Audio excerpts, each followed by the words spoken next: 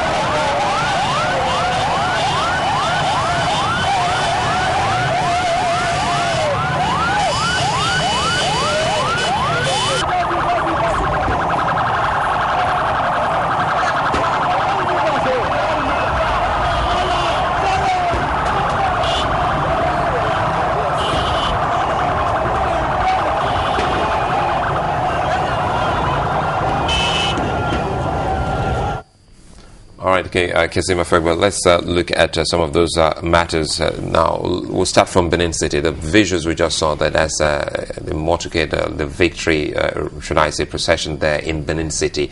We're trying to look at some of the issues raised. Benin City, Edo North, the distance, and from what Kayode Edo did say, he used the words last-minute administrative lapses. So we've been trying to unravel why materials were at INEC at the destinations in faraway Edo Central and Edo North, and some of the materials just couldn't get to some places within Edo South, which is the state capital.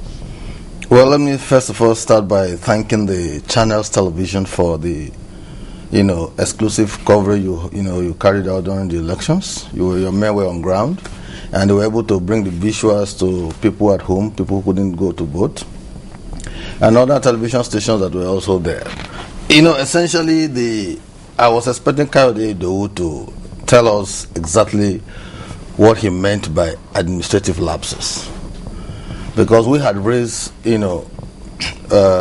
allegations before the elections that there were plans by the opposition to rig the election, and we had also complained about the processes leading to the election, to the extent that if those things are not addressed, that there's a likelihood that they will be rigging. I remember I was here last week and I said, we have devised our own method of ensuring that the people's votes count, but at any rate, INEC has a responsibility to ensure that the materials get to the destinations at the appropriate time.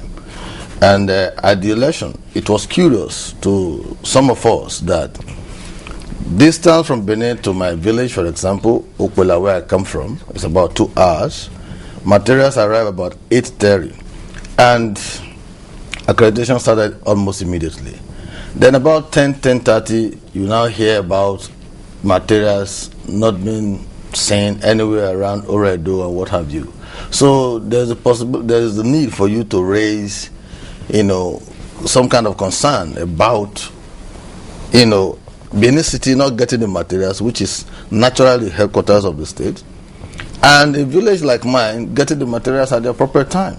And if you look at the population of voters in Oredo, over 250,000, that tells you that there might likely be some kind of foul play. If it was an administrative lapse that he didn't explain, such administrative lapse could also be as a result of plans by some other persons to rig the elections in that particular area. So we raised concern. And the voters register that was presented, I was listening to him. We didn't say they should not do they should not register voters when they plan to do so. We said before they commenced May 15, as stipulated by their own guideline, we had already seen copious, signs that the process was being abused by members of the opposition party. And we gave INEC documented video coverage of people who confessed that they have been registered at A, B, C, and D. So when there was a meeting with INEC at Abuja, those videos were handed over to them. They watched it. Even Professor Jega was shocked. So we didn't just raise alarm about the abuse. And of course, you saw the guy who was arrested right at the point of protest in INEC headquarters in Benin. The guy was carrying one CDR machine. Meanwhile, he was supposed to have two in his custody if actually he went to carry out training in Edo Central. So we raised concern. We also presented to INEC samples of voters card. The one is talking about clone or no clone, that was not our business, but we got people who were given those cards, and INEC chairman said, well, this is almost like our own. The only thing missing is the security code. So we had all these checks and balances in place. That was why when we saw that Oredo was trying to be funny, the governor had to raise alarm. And I think the alarm helped in putting the right, whatever administrative lab. If you thought the alarm helped, someone said that you raised alarm, and he was actually almost blaming the process. And if he was blaming the process, now that he's victorious, shouldn't he also still go ahead and fault the process? Why did he accept it? No. You see, the issue is this. He had maintained consistently that it is not about the outcome, but the process leading to the outcome. The fact that you got home, let me use paraphrasing, I said the fact that you got home safely from an accident scene does not mean you should not investigate the cause of the accident. But you got home safely. So what he did was to raise the alarm that whatever plans anybody may have with respect, it couldn't have been a coincidence that the local government with the highest number of registered voters was having that kind of crisis. In the heart of Benin City, not that it's in the hinterland, not in the villages, not where you will travel.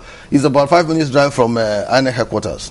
So he will still maintain that same position that there's need for you to carry out an investigation. It is not about somebody saying it's an administrative law, last minute administrative law. That is not explicit as far as we are concerned.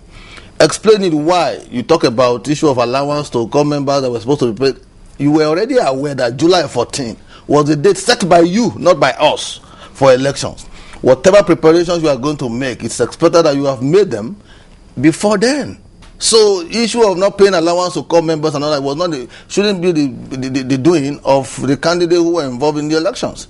It should be about the umpire. Another issue, Mark, we raised with the register, which we actually saw a reason for us to look at it critically again, even after the election, is the whole, should I say, move by INEC giving that particular register to parties instead of displaying them so that the electorates can know or verify their names are there on the register. So when the register was given to your own party, for instance, how did you get the electorates who are not party members to go through that register to verify if their names were on that particular register? You see, if INEC has a duty as provided for by the Electoral Act, that when you finish the conduct of voter registration, you are supposed to display for people to make objections in terms of spelling of names, in terms of addresses and all of that. I think it's about 2 weeks. Then when you do that, before INEC will retrieve and go back to address those discrepancies or what have you. That is, and the process of registering a voter. But the voter register that was used in Edo State was that of 2011. They couldn't register fresh voters in this last election, and so the one they used was that of 2011. That was why we found it curious that even they could present to the Edo electorates register that does not carry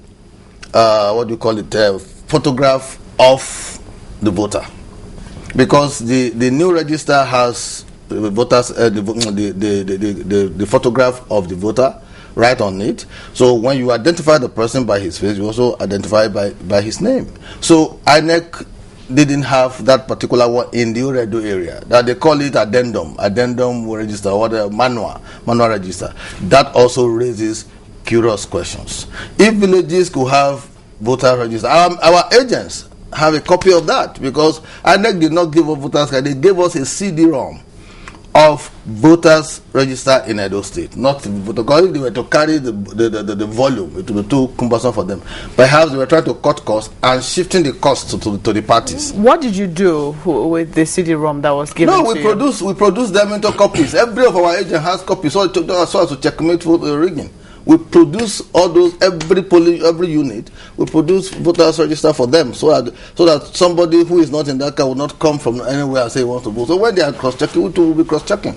Those were part of the measures that was put in place to checkmate rigging so that the votes would actually count.